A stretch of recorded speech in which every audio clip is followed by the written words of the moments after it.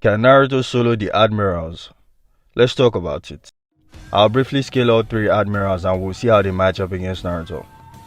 In terms of AP, the Admirals should scale relatively to the Yonko like Big Mom and Kaido, who have scaled to be in the multi-continent to moon level ranges and possibly planetary as well. By the way, before I proceed, I previously made a Naruto vs Luffy video a while back. If you haven't seen it, go check it out. In that video, I outlined the highest possible scaling for the One Piece verse, so make sure you go watch it. And the video itself is a masterpiece if I must say so. It deserves a watch just for that. Moving on, the Admirals should scale to the Yonko at least relative enough to combat them and give them a good fight. Yonko like Kaido scaling neck and neck to Gear 5 Luffy, who should be in the moon level ranges as well. And Akainu being the Fleet Admiral, who is also the strongest of the three Admirals, was able to scrap it old Whitebeard in Marineford. And even though Whitebeard was slightly superior in my opinion, Akainu actually roughed him up, to be fair, tanked multiple of his attacks and did a lot of damage in return as well. So no matter how you look at it, he scaled to Whitebeard. And Whitebeard at the time was still considered to be the strongest Yonko, even with Kaido, Big Mom and Shanks being there. So that one is also controversial, but take it as you will. Aokiji was also able to fight Akainu in a 10-day long battle, so he scales to him as well. I mean, I don't know how else you can fight somebody for 10 days straight if you're not relative, right? So, and there's Kizaru. He's narratively implied to be the weakest among all three Admirals, as he wasn't even considered for the position of Fleet Admiral. And aside that, he doesn't have much showings in terms of feats to other top tiers of the verse, except for his brief interactions with a sick Whitebeard in Marineford. But all in all, we should still scale to the other two Admirals, as they are all considered to be in the same tier of power, so give or take, they are all in the same level. That's the point. So, all Admirals are relative to each other, with Akainu being the superior one out of the three, followed by Aokiji and then Kizaru. And from scaling to the Yonko, the AP of the Admirals being in those levels is consistent, and their durability will correlate to this as well. In terms of speed, all Admirals should be in the light speed to FTL ranges, as they would have superior combat and reaction speed to many top tier characters in the series, who themselves scale to light speed. And Kizaru is quite literally a light based human that moves at light speed, yet is implied to be the weakest among all three Admirals, implying that the other two should at least have the attack and reaction speed necessary to contend with him in the fight. All three Admirals are also seasoned Haki veterans with complete control of observation and armament Haki. None of them have displayed Conqueror's Haki, so I don't know if they have that one, but they've certainly got real Haki though. And there's no legit confirmation that they've got future sight. Aokiji is implied to have it based on how he reacted in time to manipulate his body around Whitebeard's Bicento, which is similar to what Katakuri did in his fight against Luffy. But it's not solid proof in my opinion, just a speculation. And the other two have no feats using future sight either, so it's all up in the air for now. Needless to say, all three Admirals represent top tier power in the One Piece verse, being the strongest force of the Navy and the world government. And all three of them are Logia as well, which means they have some form of intangibility to physical attack. So, all in all, they are solid in their own right. Moving on to Naruto, and scaling Naruto is something I've done many times on this channel, so I won't go too much in depth this time. Just go watch my Naruto vs Luffy video to get the gist, even if it's just the AP part. Yeah, rinse and repeat. Long story short, his AP, DC and durability in weaker forms will be in the multi-continent bare minimum to planetary plus ranges, scaling to the 9 tails and 10 tails, who can both destroy the planet, as well as the 10 tails Jinchuriki. And in 6 parts, his borderline solar system level, scaling to Kaguya, who is capable of creating and destroying multiple time spaces, each one being at least solar system in size. And in terms of speed, FTL to FTL plus speeds pretty casually, massively scaling above light speed to FTL characters like Haku, Itachi, the Raikage, Minato and Tobirama as well, and pretty much 90% of the verse. And with 6 parts, it only gets higher, so yeah, Naruto is him. Now, how did the Admirals fare up against Naruto? Let's talk about them from the weakest to the strongest.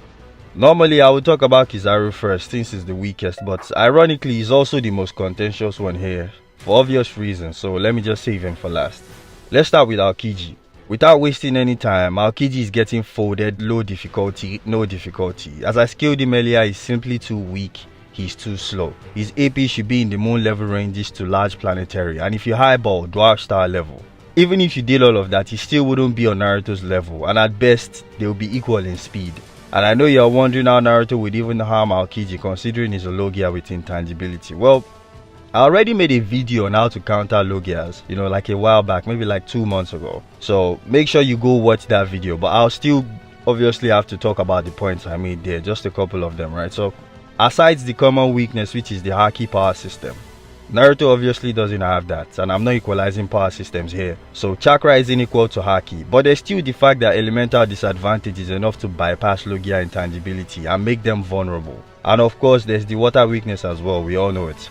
In Aokiji's case though, being an ice Logia means his natural enemy is fire or heat based attacks, and Naruto just has a couple of those he can use, like his lava chakra and Rasen shuriken. He's even got fire projectiles in his QB form as well as the Biju bombs. And it doesn't take that much brain power for anyone to figure out that to fight somebody made out of ice, maybe I might need fire type attacks to defeat them when ice literally gets melted by heat. So it's pretty obvious that he'll be able to figure it out, right? And Aokiji having a way lower attack potency just means his attacks aren't going to do much to Naruto, especially with his chakra cloak of protection as well. And even if Aokiji uses real haki to negate his durability, he can obviously handle those attacks with his regen. And before anybody makes the stupid argument that Kaguya's ice could affect Naruto, which means Aokiji should do the same, please. I want you to think and understand that these characters aren't relative to each other. Kaguya skills way higher than Aokiji and so does her attacks, so dead that bum-ass narrative. So just because her ice froze Naruto for a while doesn't mean Aokiji's own will do the same. And besides, Naruto still shrugged off Kaguya's ice in like a panel after that, so best believe that ice ain't doing shit here. That being said, 1 or 2 lava Rasen shurikens to Aokiji and he's in Valhalla, he's dead. He lost to Akainu's magma for a reason, you know, and in the worst case scenario, Naruto can use a Truth Seeker orb to completely furtherize Aokiji's entire existence into dust. It is what it is. Moving on to Sakazuki, and it's the same story.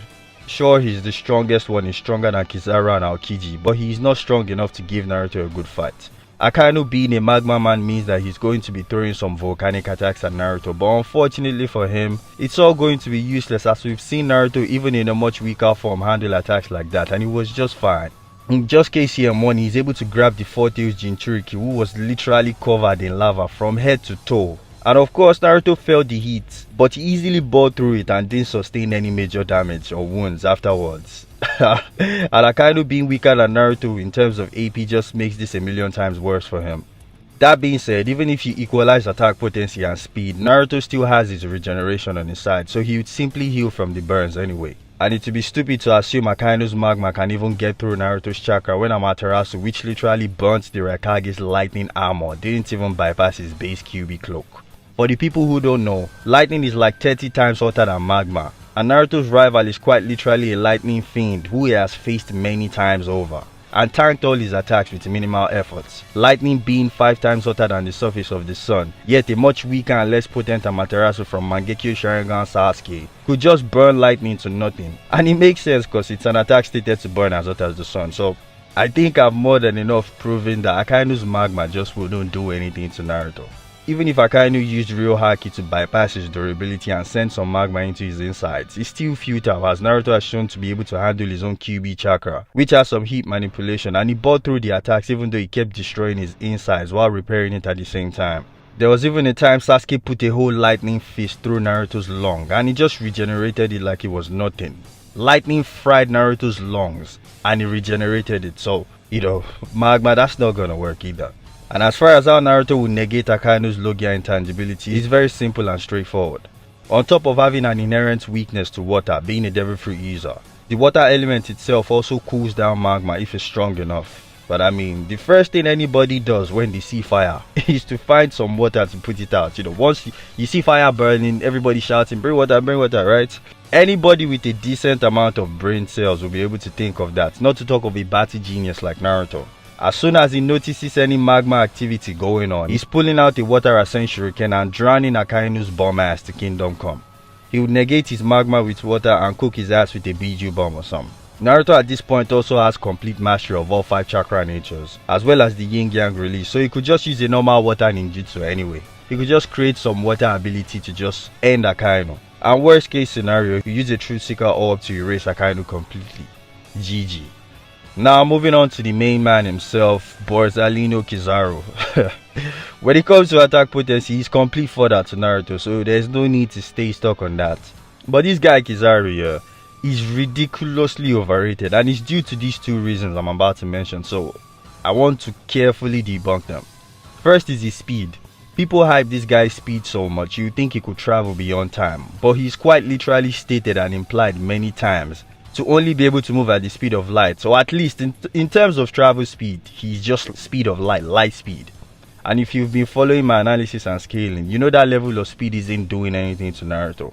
But I do think Kizaru's combat speed could be higher than just light speed and faster. Only thing is, it still won't be enough to tag Naruto consistently. Even canonically, Kizaru himself stated that his attack is light speed, at least when he fought the worst generation. He quite literally tells them, have you ever been kicked at the speed of light? And even if his speed did get into the FTL ranges, Naruto's still shown capabilities of reacting to attacks on that level of speed. Just in Sage mode alone, he can even react to instantaneous teleportation, so Kizaru's speed is just measly in comparison to any of this. And for the second reason why this bomb is overrated, well, it's his light-based intangibility, and I understand, I get it, because, you know, how does Naruto defeat this guy? His own devil fruit element is light, you know, it doesn't have the same common elemental weaknesses as natural elements like ice and magma. I get it. And we're not equalizing power systems either, so no haki to touch him. Well, it's just very unfortunate for him, as he would be going up against 6 parts Naruto, who has the good Odama, which just vaporizes any form of matter or energy into nothing. You know, before you say, oh, light isn't matter, it's just energy. Shut up. Shut up. Naruto will basically use a Truth Seeker orb to delete Kizaru out of this world. No haki, no problem. So all 3 admirals are getting washed easily in a fight against Naruto. And you know, it's sad, but it's also funny at the same time, because the admirals are characters that get paired up in cross-verse battles a lot because of their Logia ability. And since characters outside the power system of One Piece have no haki, for the most part dealing damage will be a problem. But today, they meet their match and they are getting sunned disrespectfully. And it's funny how the one thing they have going for them wouldn't even be needed here at all, and it's pretty pathetic considering that many characters they actually get paired up with in those fights can beat them just by learning the basic armament haki. It's just the one that's at least enough to touch them, and that's it. You've got a bunch of navy packs to smoke, just like that.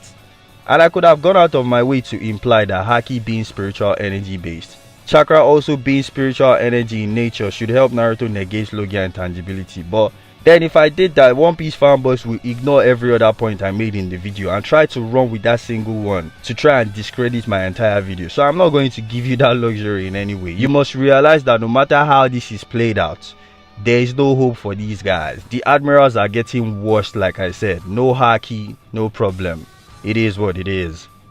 I'm like 15 minutes into this video. I don't think I've talked about how they were doing like a 3v1. It's the same story. He's way stronger than them, he's way faster than them. At best, they're just as fast as him, right? But his AP still massively outskills them, so he would solo. Easy.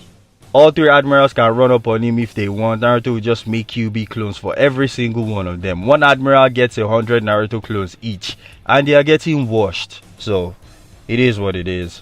That's it for the video. I hope you guys enjoyed it. If you did, don't forget to like, comment, and subscribe. Thank you for watching, and I'll see you in the next one. Peace.